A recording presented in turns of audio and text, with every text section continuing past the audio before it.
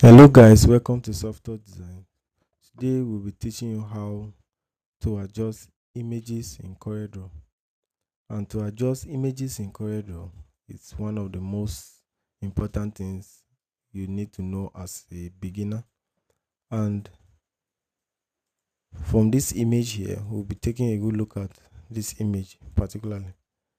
For instance, let's try to duplicate that particular image by pressing Ctrl D for a keyboard, and then we'll have a duplicate of it like this.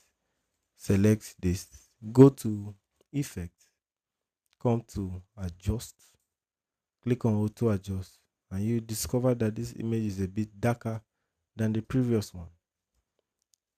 Press Ctrl D, duplicate again, come back, click on Effect, click on Adjust, then come to Brightness, Contrast, and Intensity. From here you can adjust to different tune like this. You can see if it's too much, you tend to reduce it. Click on OK. And then for tune management, duplicate by pressing Ctrl D again, select one, come to Effect, come to Adjust. You see the tune curve here.